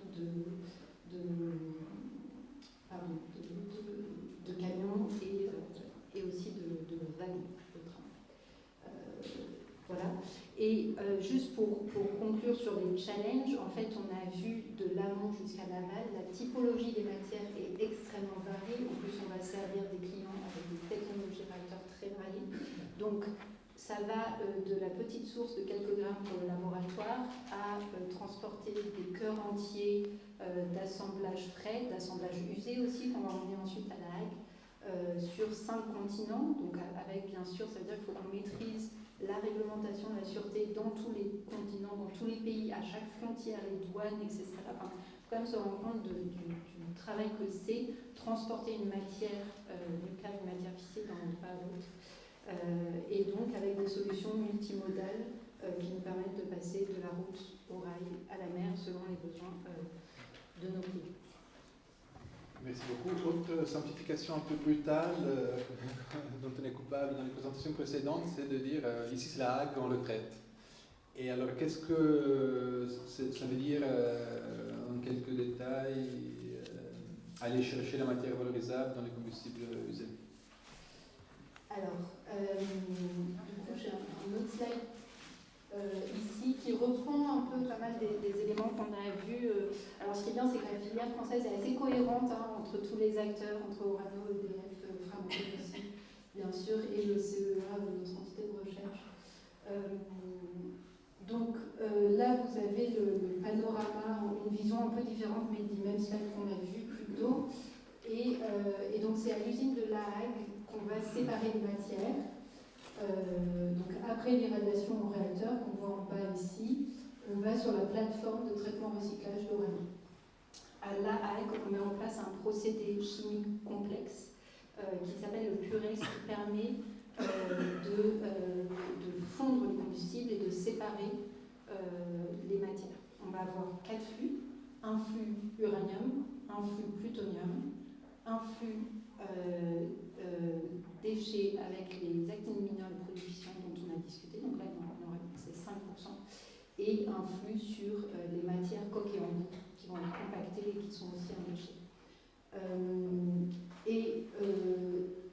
Et en fait, ce qui est tout à fait unique, et là où la France a un savoir-faire unique, c'est qu'aujourd'hui, on est les seuls à faire ce type d'opération à une cadence avec un volume de 1100 tonnes par an. On est les seuls dans le monde. Historiquement, il y a eu d'autres acteurs, le Japon, les Royaumes-Unis, entre autres, mais ils ne le font plus. Ça peut être pour des questions de choix et ou de difficultés technologiques. Il y a une réelle maîtrise française là-dessus, sur un procédé qui n'est pas évident parce que tout le monde n'a pas réussi. Bien sûr, on traite majoritairement les combustibles EDF, UOX dont on a parlé. On parlait du recyclage des MOX, du recyclage des combustibles URE qui nous mènerait in fine jusqu'au multi-recyclage. On a une démonstration, on a su faire quand même, nous on appelle ça des mini-campagnes on en parlait dans le train, pour certains, une mini-campagne, c'est quelques grammes sur une paillasse dans un laboratoire. Nous, une mini-campagne, c'est 20 tonnes, 30 tonnes, 50 tonnes, 80 tonnes. Donc, on est peut-être un peu trop modeste, mais on a su faire des mini-campagnes de retraitement de MOX, de retraitement d'URE.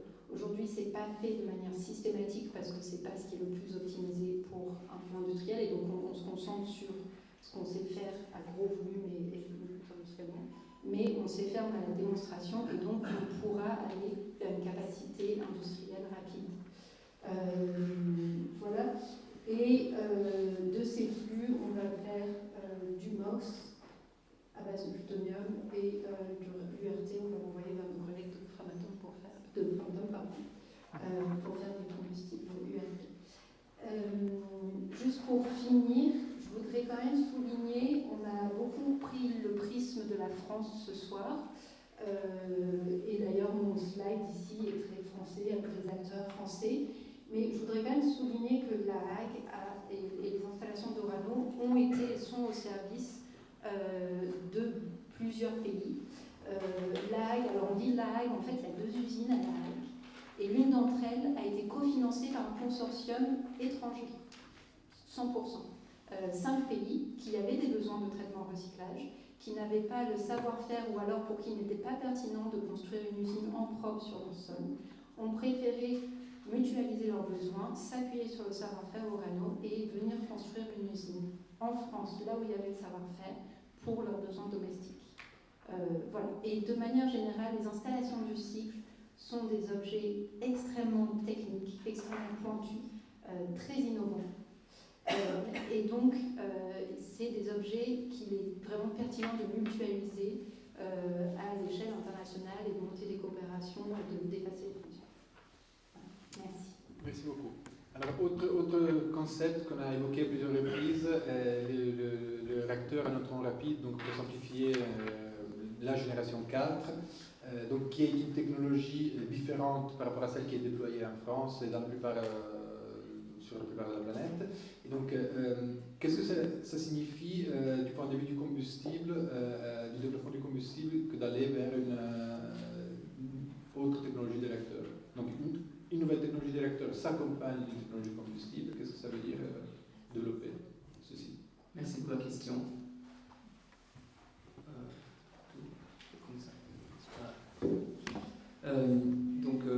Je vais donner une perspective un peu plus R&D, ce qui est très bien pour la journée des chercheurs italiens dans le monde.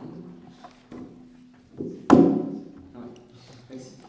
Et même s'il s'agit vraiment d'une R&D qui est parfaitement intégrée dans le contexte appliqué, industriel du panorama français, le CA collabore étroitement avec tous les acteurs de l'industrie française, que ce soit EDF, Framatome, Orano et les nouveaux aussi acteurs. Et donc déjà, quand on parle de nouveaux combustibles, il faut savoir ce que ça veut dire un nouveau combustible. Ça peut être un combustible toujours basé sur l'uranium, mais qui a une forme complètement différente du point de vue physique. Par exemple, on passe d'un oxyde à un nitrure, c'est toujours de l'uranium, mais c'est un matériau complètement différent. Donc ça, c'est un nouveau combustible. Le nouveau combustible, ça peut être aussi, on augmente le pourcentage de plutonium dans notre oxyde. Ça peut paraître anodin, mais en fait, ça change complètement les propriétés du combustible.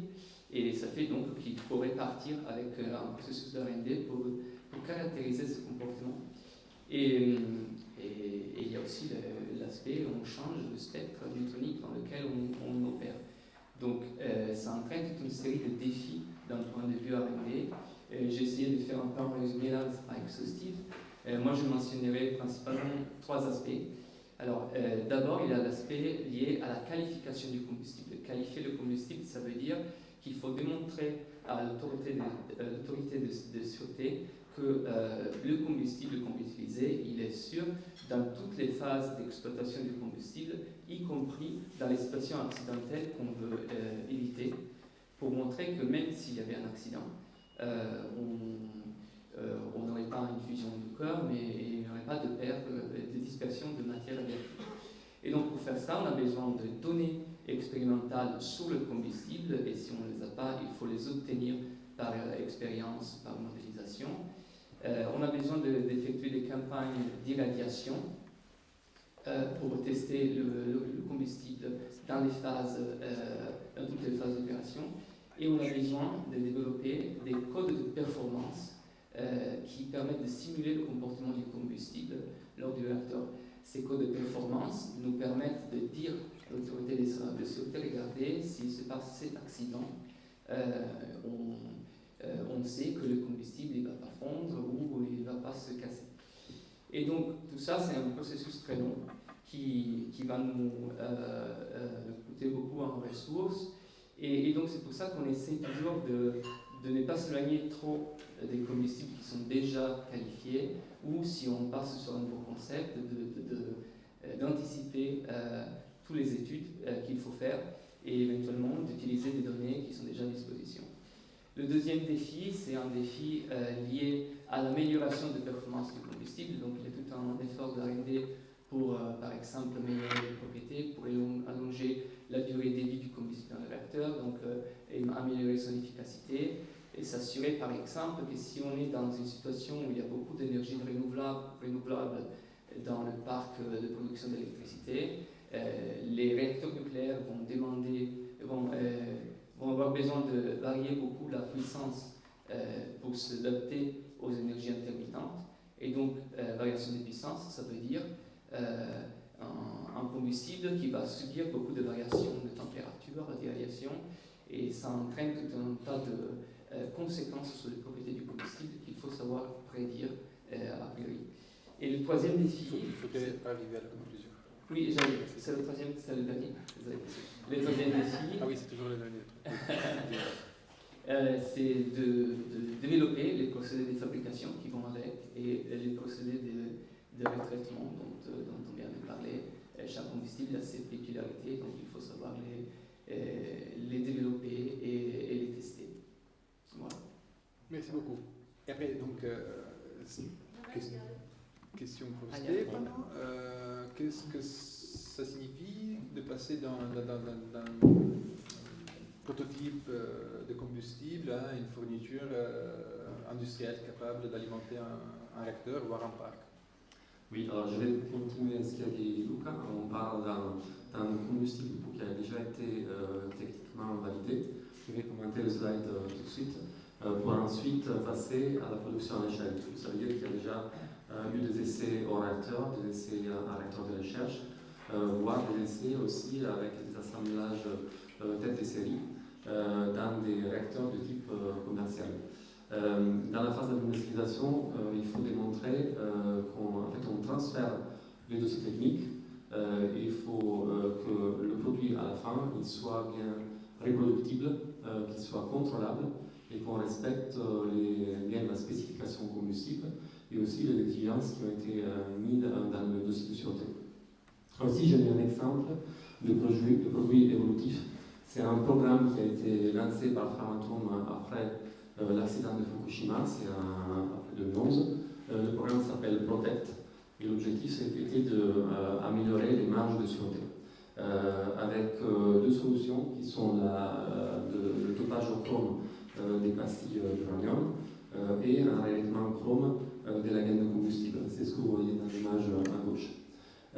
Mais dans le slide, ce que je voulais montrer, c'est surtout l'échelle temporelle. Parce que ce qui est intéressant, c'est que ici, il y a des assemblages tests qui ont été introduits dans un réacteur commercial. D'abord avec des pastilles chromées qui ont été insérées en réacteur, des crayons pour arriver jusqu'à l'assemblage. Et le test a été fait pour différentes technologies de réacteurs dans différentes régions. Ici, on voit la Suisse, la France, les États-Unis, ce qui signifie aussi des autorités de sûreté différentes. Et du coup, à la fin, on arrive à un produit qui est qualifié et pour lequel on peut passer après à des vraies recharges combustibles. Et on voit l'échelle de temps, on est autour des 10-15 ans et on est sur un combustible évolutif. Du coup, c'est un combustible type réacteur pressurisé qui est le combustible sur lequel il y a le plus de retours d'expérience.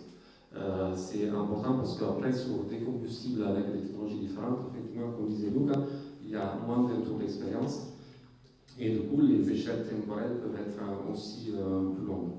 Voilà, je pense que je peux m'arrêter là sur Tu penses voir le livre? Super, merci beaucoup. Et pour venir au développement de nouveaux combustibles, donc Luca, tu as pas mal évoqué les aspects de modélisation. Alors, quelles sont les infrastructures physiques en appui de la R&D qui sont nécessaires pour accompagner le développement d'un combustible? Oui, donc j'ai parlé du fait de fabriquer le combustible. Donc en amont du développement, on a besoin de laboratoires de recherche et des laboratoires qui fabriquent les premiers prototypes, donc qui mettent à point les procédés de fabrication. Et après, comme je disais, on a besoin de tester le combustible avec des campagnes d'irradiation. Et donc pour faire ça, le combustible, il faut reproduire les conditions de fonctionnement. Et pour reproduire un spectre neutronique, on a besoin d'un réacteur. Et donc, dans le monde, il y a plusieurs types de réacteurs qui peuvent tester les combustibles, donc tester les matériaux. Si on parle de réacteurs combustible qui doit aller dans des réacteurs à neutrons rapides, bah le mieux c'est d'avoir des réacteurs à neutrons rapides. Mais malheureusement, ces réacteurs-là sont montrés dans la carte avec des carrés et il n'y en a pas en Europe. Il n'y en a que en Russie, en Inde et en Chine pour le moment. Et donc évidemment, avec la situation géopolitique actuelle, l'accès à ces réacteurs il est devenu plus compliqué. Heureusement, il y a d'autres types de réacteurs qui s'appellent en anglais Material Test Reactors, qui travaillent sur des spectres thermiques, donc non rapides, mais qui peuvent être adaptés, sans rentrer dans la technicité, pour reproduire un peu plus de près le spectre rapide. Et là, il y en a plusieurs qu'on utilise aujourd'hui. On attend avec impatience le réacteur ABH qui est en construction à cadrage. Et après, il y a des réacteurs transitoires qui servent à simuler les accidents. Et donc là, l'exemple, c'est un autre réacteur qu'on a cadrage qui s'appelle Cabri et qui simule des accidents d'insertion de réactivité, on dit. Donc avec des pointes de puissance très rapides dans l'échelle de quelques microsecondes et qui permettent de voir ce qui se passe au combustible dans cette situation qu'on veut éviter. Et après, on a les laboratoires chauds pour faire les essais post-irradiation qui permettent de voir ce qui s'est passé pendant les campagnes d'irradiation.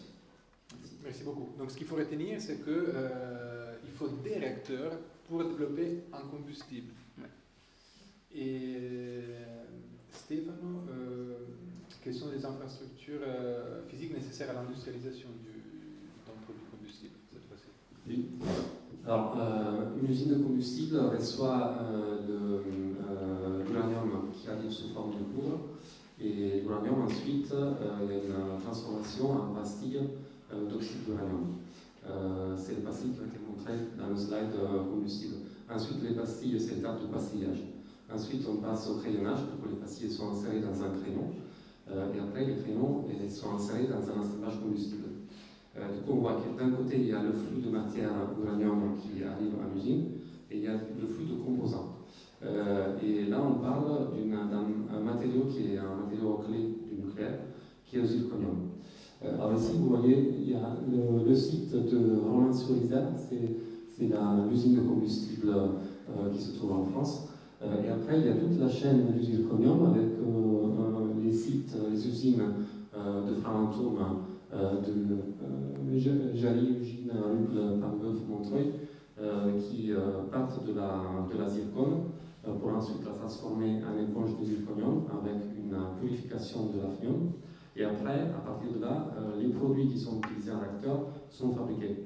Les billes de mélange, les crayons qui sont utilisés comme gaine, qui est la première barrière du combustible. Et c'est une chaîne qui est vraiment souveraine en France. Et après, au niveau des usines de combustible, il y a aussi une usine en Allemagne, à Lingen, et Framatome a une usine aussi aux États-Unis, à Richland.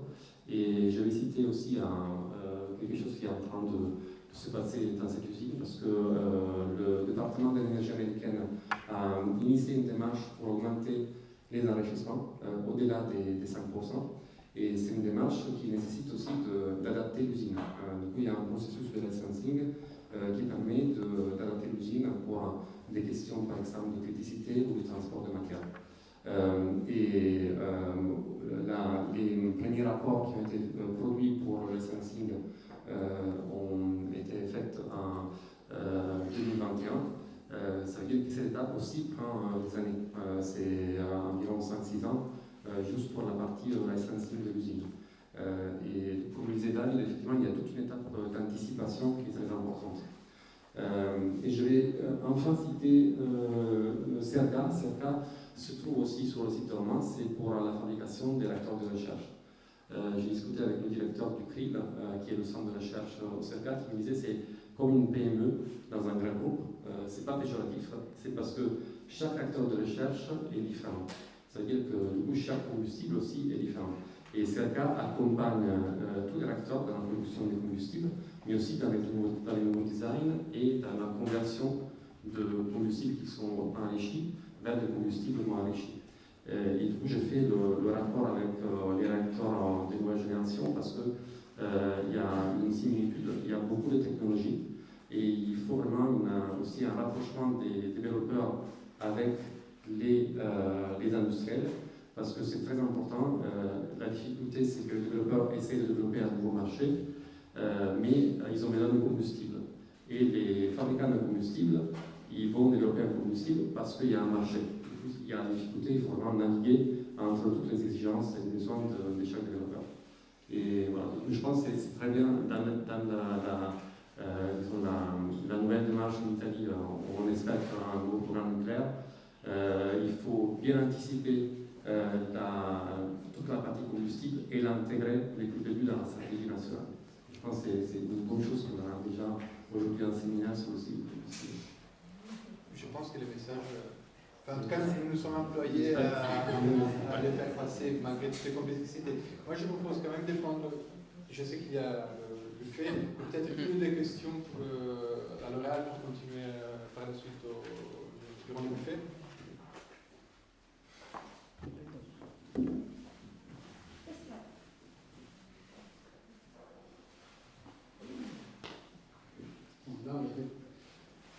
La filière semble s'orienter plutôt dans le futur pour avoir le plutonium comme combustible, pour exemple des réacteurs, et des réacteurs petits. Je ne sais pas si les petits réacteurs modulaires vont aussi prendre la technologie des réacteurs rapides, ce qui fait le nucléaire, apparemment c'est ça.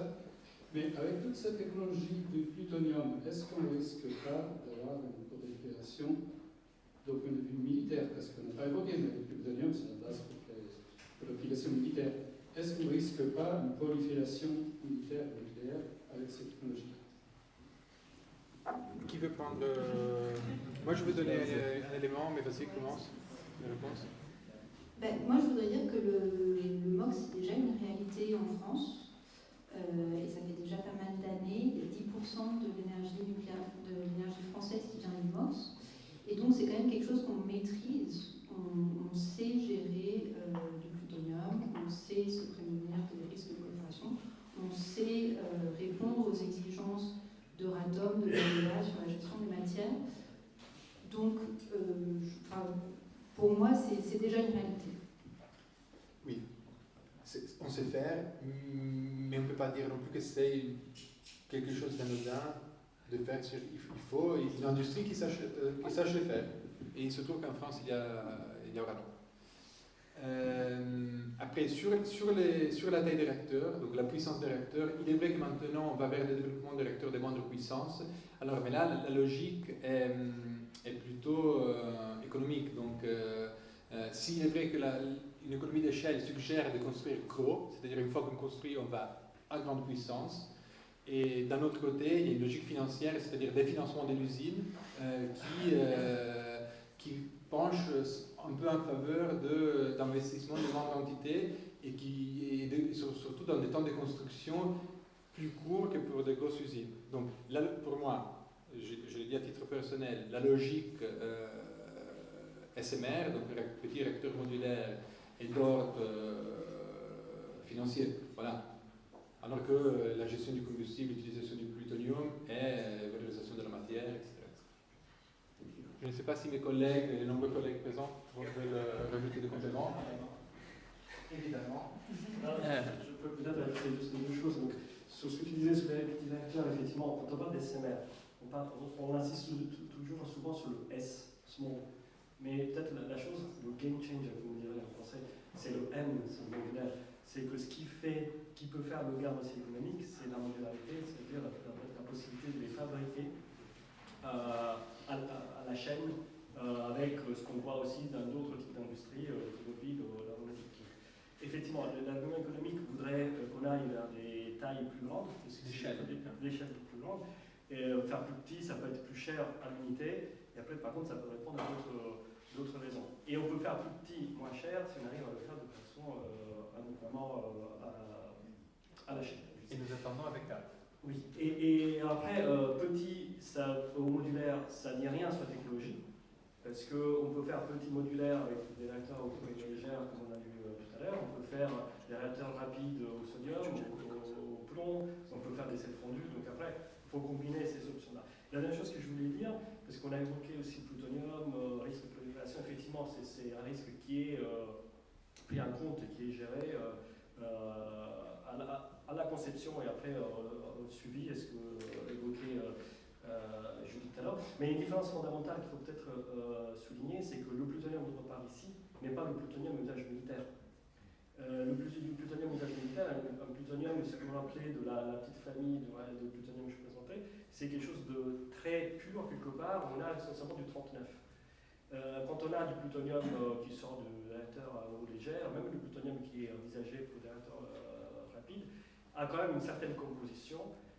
Donc, c'est pas du plutonium avec lequel on fera des bombes nucléaires. Après, c'est une matière radioactive, radiotoxique, qui a d'autres choses dont il faut se préoccuper et qu'il faut suivre. La radiotoxicité est probablement plus dangereuse pour des applications que la criticité et donc le risque d'explosion ou autre. Voilà, merci. Merci à toi. Une dernière ici. Dernière question.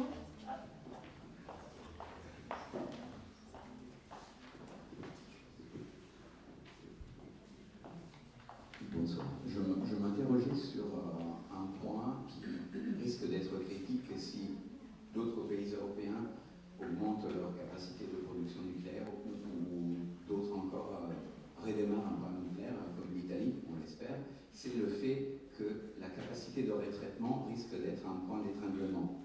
Et, ou pas, donc déjà c'était une question. Et si oui, quel est le temps pour augmenter la capacité pour faire les investissements nécessaires? Et est-ce qu'il est possible de les faire un peu, comme tu disais, Julie, en mode multinational européen, comme Eurodif à l'époque? Est-ce que aussi pour le retraitement c'est envisageable? Mais quel est le timing pour être prêt et pour ne pas ralentir le développement du nucléaire dans d'autres pays, Europe de l'Est, Italie, etc. Merci beaucoup. Donc Orano exploite une plateforme de traitement recyclage avec une usine de traitement et une usine de recyclage. Peut-être en préliminaire, je voudrais dire que conformément à la politique nationale française, on a eu mandat de notre gouvernement de continuer la stratégie de traitement recyclage pour la filière nucléaire française à horizon à la fin du siècle. Donc, nous, Orano, on est en train de s'organiser pour assurer une continuité de service, voire une croissance au service, jusqu'à 2100.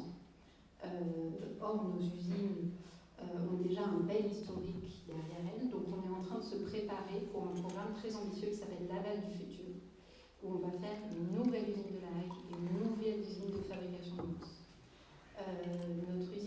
Notre nouvelle usine de fabrication de MOX, qui sera en Normandie, on va rapprocher nos deux usines, on vise à un démarrage en 2040. Donc là, on est déjà en train de se préparer. On va figer nos données de base là, à la fin de l'année et on commencera la production en 2040. Pour l'usine de retraitement, ce sera quelques années plus tard au vu de l'espérance de vie de notre usine actuelle. Mais donc on a tout ce programme de renouvellement des usines qui est ambitieux, qui répond à une demande a aussi vocation à être disponible pour des clients étrangers. On prévoit une marge de manœuvre pour des clients français au-delà de la filière historique potentiellement et ou étrangers. Et d'ailleurs, aujourd'hui, on a déjà une partie de notre production qui est dédiée à des clients étrangers. On fournit les Japonais en MOX, notamment, on retraite des combustibles de Pays-Bas, etc. Donc on va garder cette capacité à répondre à des besoins au-delà de la filière française. Et si ça devait exploser et qu'on avait besoin d'une deuxième usine, eh ben pourquoi pas, faisons, on l'a déjà fait. Ce que je disais, c'est que là, à Cherbourg, à La Hague, on a 2 usines. Leur petit nom, c'est UP2 800 et UP3. Et UP2 800 a été financé à 100% par un consortium de 5 pays étrangers pour leurs besoins domestiques. Pendant 10 ans, on n'a retraité aucun combustible français là-dedans. C'était complètement pour eux. On est capable de répondre à ce type de besoin et on est tout à fait à l'écoute et disponible si le besoin est avéré. Je pense que nous arrivons à la conclusion de